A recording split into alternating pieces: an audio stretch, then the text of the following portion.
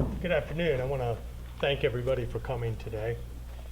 Again, for those of you in the media, I'm Hernando Sheriff Al Nienhuis. It's spelled Nienhuis, and it's pronounced Nienhuis. I come before you today to let you know that we are still struggling with the Hernando County Commissioners to fund what I would believe would be a workable budget for the 2016-2017 Sheriff's Office budget year.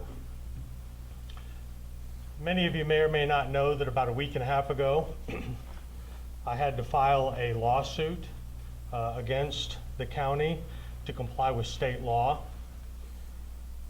And basically what that lawsuit did was ask them for needed details regarding specific cuts that they made to my proposed budget. Even a local newspaper, a large newspaper, was frustrated with the lack of transparency the commission showed during this budget process. And I think if you look at attachment 7 in the petition, you'll see a copy of that article. It's also important to note that the petition, if it's not already up on our website, under the budget section, and you can see it on here on the screen behind me. It's on the left-hand side of the page where it says reports and budgets. It should be up there shortly if it's not already up there. Despite the fact that we filed a lawsuit, we're still hitting what I believe is a brick wall. Therefore, I must exercise my duty to the citizens of Hernando County to appeal my budget to the governor and the cabinet.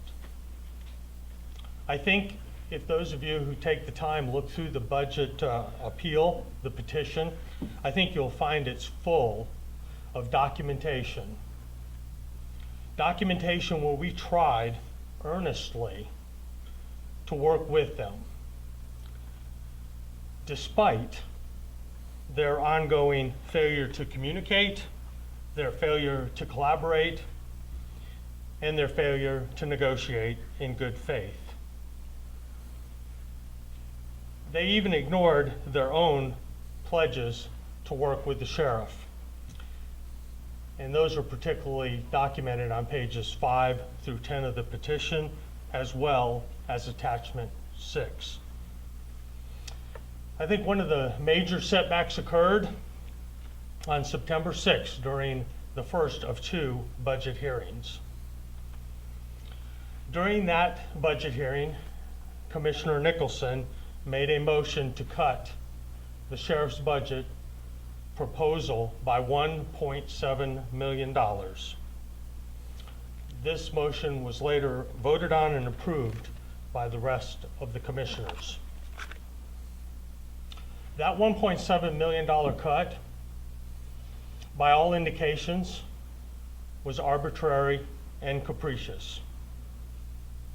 And I think if you look at the transmittal letter to the governor's office, as well as pages 10 and 11 on the petition, as well as pages 38 through 41, which are the last few pages of the petition, I think it spells that out very clearly. Because of this cut, I will be unable to fund several mission-critical positions. And just a couple of those positions are a new detective to monitor sexual predators and sexual offenders here in Hernando County. I believe that there's a table in there talking about this, but just half a dozen or a little more years ago, we had about 285 of those individuals here in Hernando County, and that number has risen to over 400. We also asked for a mental health worker in the jail. I don't think it's any secret that most people that are booked into the county jail have temporary or permanent mental illness, and they need to be treated. Another position that was in there was a canine deputy and a handler for that dog. If you compare us to our surrounding counties, we are significantly shorthanded when it comes to K-9 deputies. And again, there's a table in the petition that shows that clearly. It was stated at this meeting on September 6th that the only way even $1 increase in my budget could be funded would be through a tax increase. Let me be perfectly clear. It is absolutely not true. And it's not true for two reasons. The first is that the county conservatively is expecting an increase in revenue of $2.2 million. That's $2.2 million without a tax rate increase. Again, pages 10 and 11 in the petition show that, as well as attachment 9. But despite these assertions that were made at the September 6th meeting regarding this supposed necessary tax increase that we don't believe was necessary, we nonetheless stayed the course. My staff and I continued to work on collaboration and coordination. And this is where we come to the crux of the problem.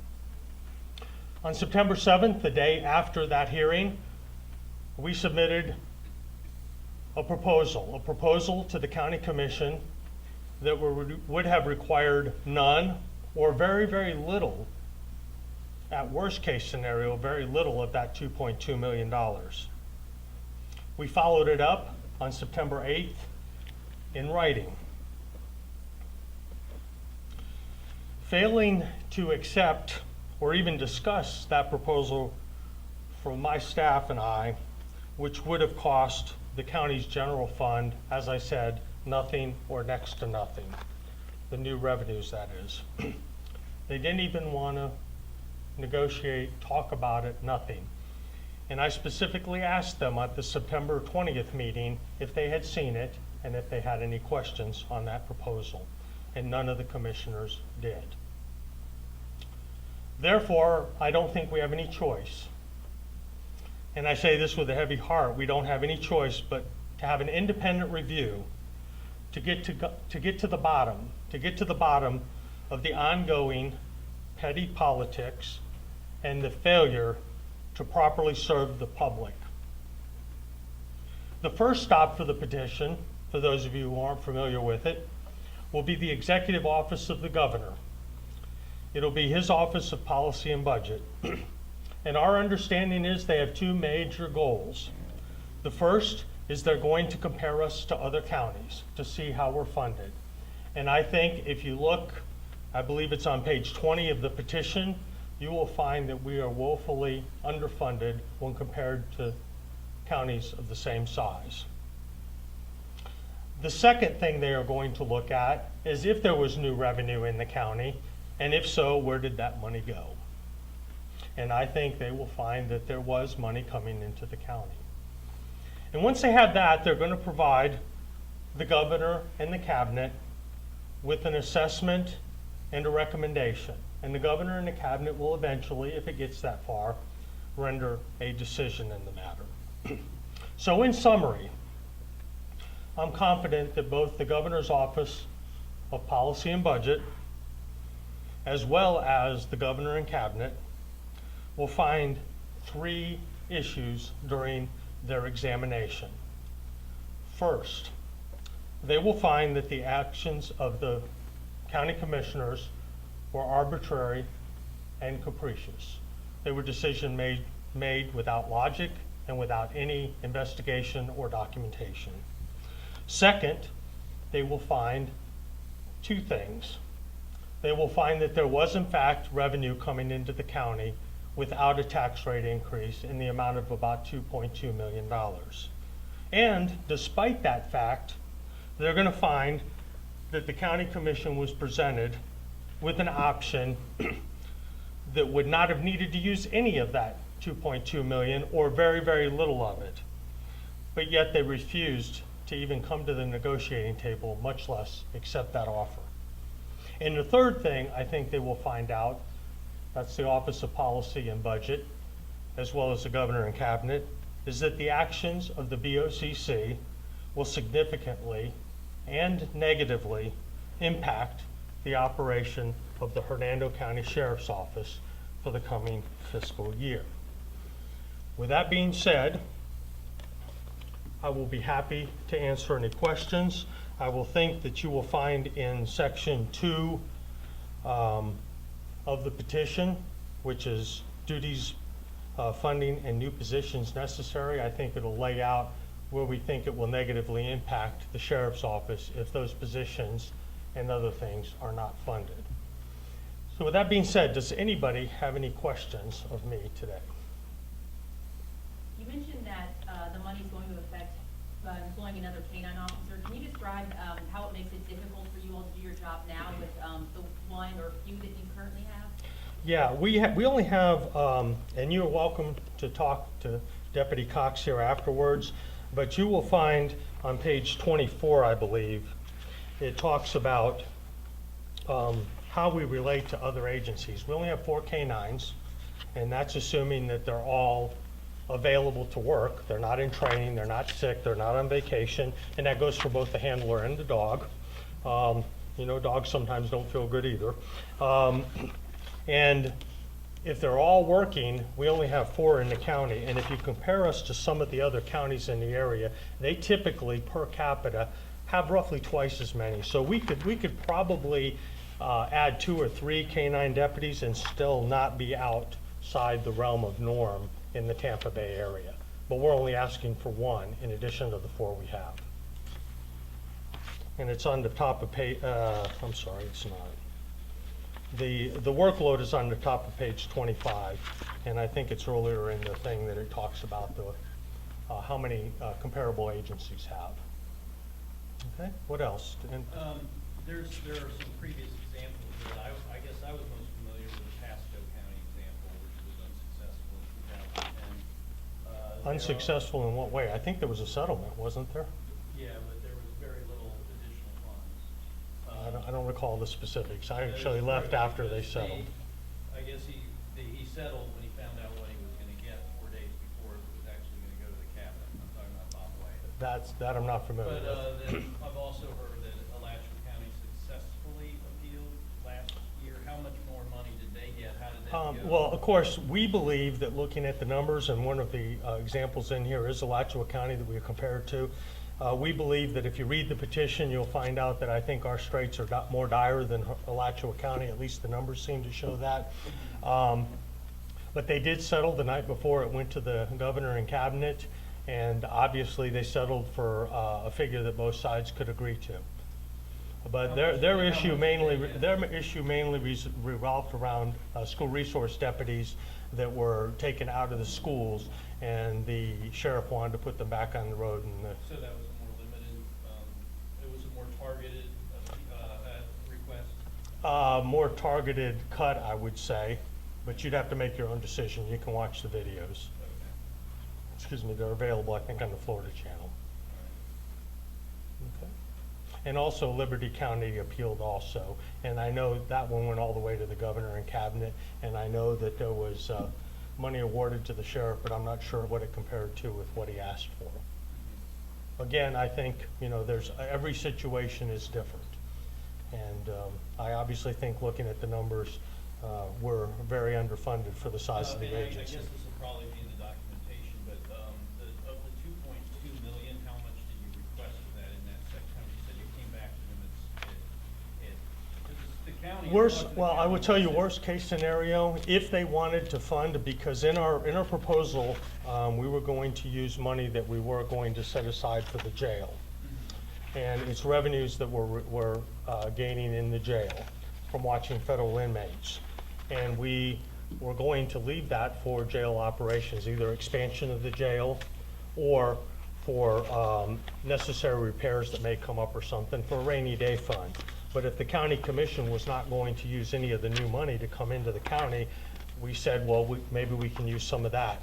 And so we don't need that new money coming into the county. But I think it would be fair to say to put the budget, some reserves even though the county holds about 18.5% in reserves, we asked for a little over 1% as our proposal. We didn't originally ask for that on June 1st, but our proposal, we said about a little over 1%, because we're going to be using up some money that I had intended to keep for the jail. And if they didn't want to use any existing funds for that, maybe 200,000 to 300,000 of the 500,000 is already set aside for the sheriff in that 18.5%. So the additional money that we were going to add, they might have had to use a couple 100,000. But if we could have negotiated that, because that wasn't necessarily going to be a deal breaker. But since we couldn't talk about it, we never got to that point. Okay. Does that make sense? Yeah, they Okay. didn't respond to that at all. Not at all, and Colonel Maurer can talk to that. He sent an email on September 7th, and again and it's actually in the petition, a copy of it. He sent a email on September 8th, rather, because he talked to him on the afternoon of September 7th. He sent an email on September 8th, and then followed up with another email just before the final hearing on September 20th. Okay, any other questions, Dan? Anybody else? Just to clarify, did you say you asked for 1% of that 2.2 mil? No, what I asked for was about 1% of my whole budget as a reserve, because really, if you look in chapter 3049, and I don't want to get too technical, but chapter 3049, paragraph 6 and 7, it says the sheriff shall have a budget or a reserve rather, in his budget. And that reserve shall be a line item in his budget. It's held by the county, the clerk of court or the comptroller, but it's in the sheriff's budget. When the economy took a dive several years ago, I think most sheriffs, both my experience in Pasco at the time, and I'm sure it happened here, they had reserves in their budget, most of them. And so when the money dried up, they had a choice of keeping the reserves and cutting deputies or cutting the reserves. So it wasn't a hard choice to cut the reserves. Well, now that some new money is coming in, we said we'd like to start building up those reserves again. And there's some reasons spelled out in the document, not the least of which is the fire department, I guess, is going to have to borrow about $7.5 million out of the general fund. You know, you can come to your own conclusions on that, but I know that that is probably going to have a direct or an indirect impact on the sheriff's office. So what I would like to do is get more and more independent of that, so that if there is any issues over there, whether they're manufactured issues from mismanagement or it's just something that happens, I don't want to have to cut my workforce because of that. So that's why I wanted to start building up some reserves in my budget.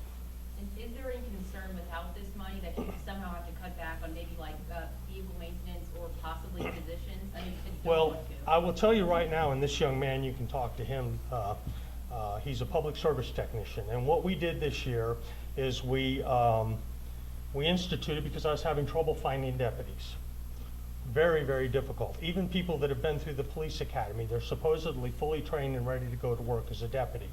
About 14 out of 100 of those people who apply, 14 of 100 people that are certified or able to be certified as law enforcement officers couldn't make it through the background process here at the Hernando County Sheriff's Office.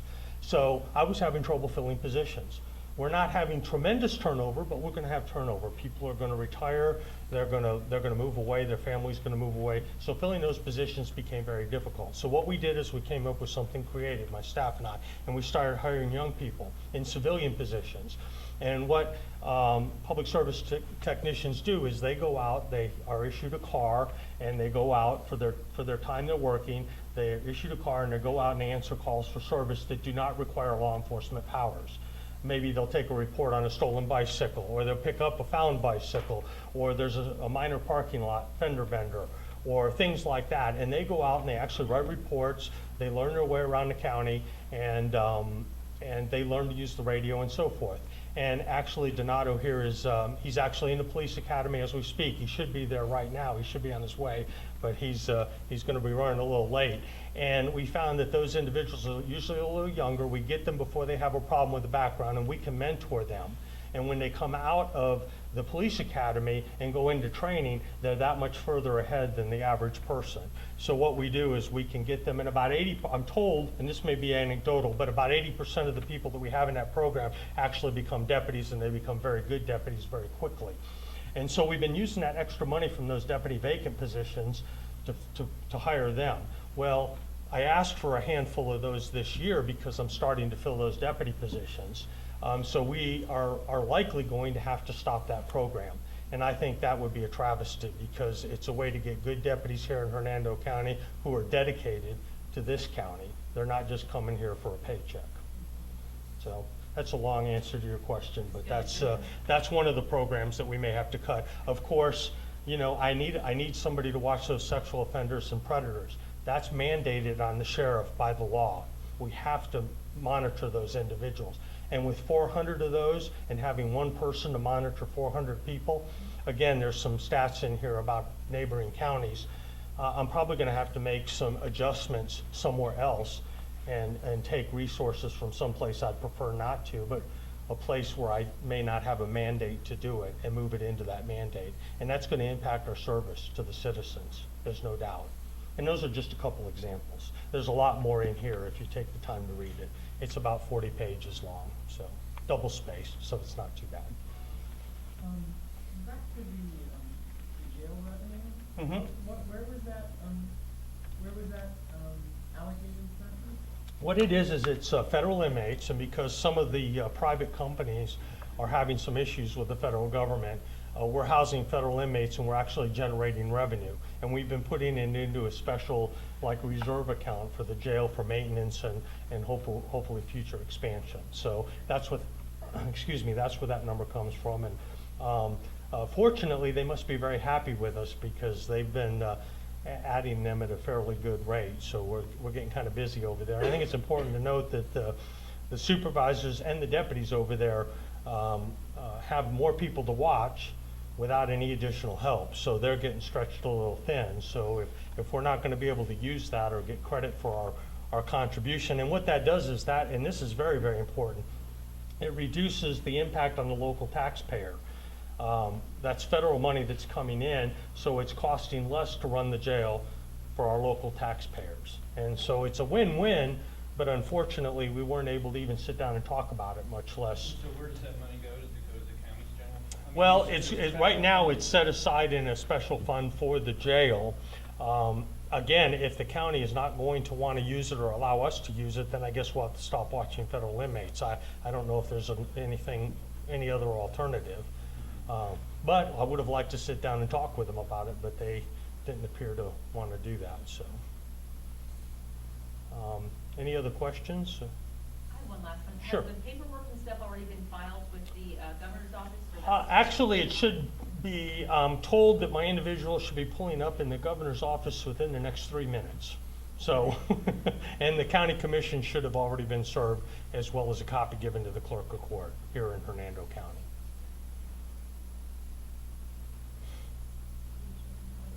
Yeah, if you want, I don't know if this is up here yet or not, but if you want to look at the, there it is. There's the petition, and there's the writ of mandamus. That's the lawsuit that we filed against the county. It has all the information in there. And then, of course, the cover letter for the appeal, and that kind of is an executive summary of the whole appeal. So anybody who's interested in really getting into the nuts and bolts, it's there available there. But we try to be as transparent as we possibly can. Does anybody have any other questions? Okay. Thank you all very much for coming.